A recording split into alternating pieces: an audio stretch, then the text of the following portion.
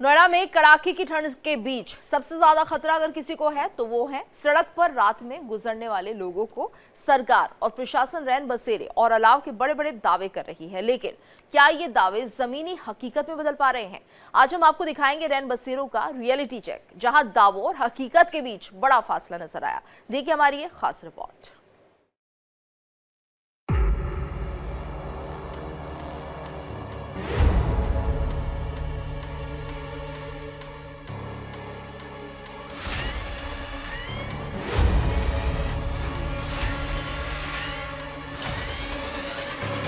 नोएडा प्राधिकरण का दावा है कि 10 दिसंबर से शहर में 7 स्थानों पर रैन बसेरे और 55 जगहों पर अलाव जलाए जा रहे हैं, ताकि इस कड़ाके की ठंड में किसी भी जरूरतमंद को खुले आसमान के नीचे न सोना पड़े।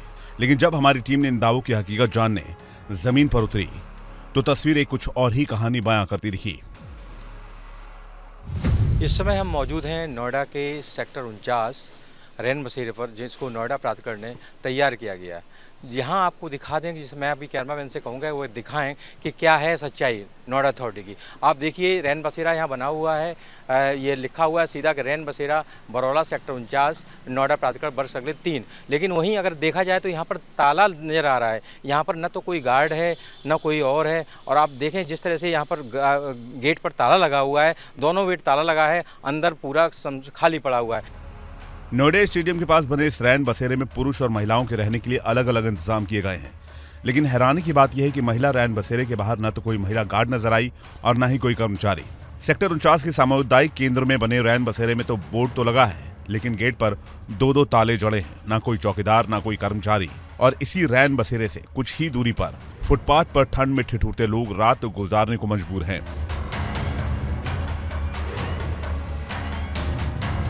रैन बसेरे में कोई सुनाई नहीं, बड़े आदमी की सुनाई है, कमजोर आदमी को रहने नहीं देते हैं, कोई सुनाई नहीं। मैं बरौला से आया हूँ और यहाँ पे रोड पे टाइम काट रहा हूँ। रैन बसेरे में गया था, मैं आईडी मांगे थे, आईडी मेरी खो गई है।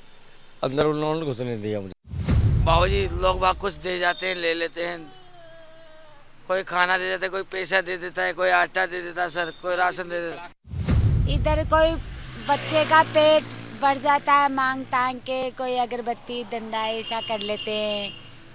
घर बाहर नहीं है, जो कच्ची झोपड़ी बना रखा है राजस्थान में, खाने पीने का राशन नहीं है। सेक्टर 66 में बने रैन बसेरे में बोर्ड लगा है, गेट खुला हुआ है, लेकिन अंदर न कोई चौकीदार है और न ही कोई कर्मचारी। अलाव जरूर जल रहा है, लेकिन वहां इंसानों की जगह एक बेजुबान जानवर बैठा नजर आया।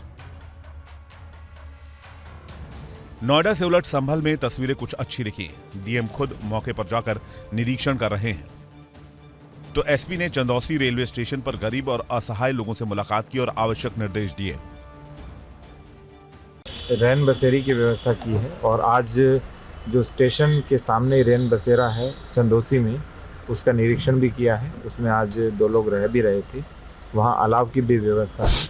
और 10 रैन बसेरे हैं पूरे चंदौसी में चल रहे हैं, और पूरे जनपद की हर नगर पंचायत और नगर पालिका में रैन बसेरों की व्यवस्था की गई, और साथ ही अलाव जलाने की व्यवस्था की गई। और ये निर्देश भी दिए गए हैं कि नियमित रूप से अलाव जलाई जाए और रैन बसेरों में लोग आकर के रुकें। वहीं जौनपुर में प्रशासन ठंड को लेकर सतर्क नजर आया। जिलाधिकारी डॉक्टर दिनेश चंद्र ने देर रात रोडवेज परिसर में बने अस्थायी रैन बसेरे का निरीक्षण किया।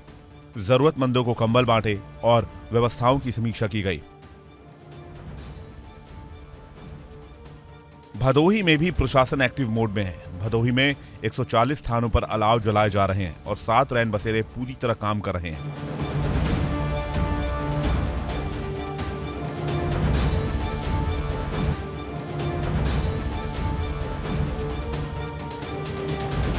कड़ाके की ठंड के बीच रैन बसेरे और अलाव को लेकर प्रशासन की तैयारियों के दावे अपनी जगह हैं। वहीं जमीनी स्तर पर कुछ स्थानों पर व्यवस्थाएं सक्रिय नजर आती हैं, तो कुछ जगहों पर रैन बसेरे बंद या सीमित रूप से संचालित नजर आते हैं। आने वाले दिनों में ठंड और बढ़ने की संभावना है। ऐसे में जरूरत यह है कि लोगों तक सुविधाएं समय पर और सुचारू रूप से पहुंचें। Bureau report, India daily.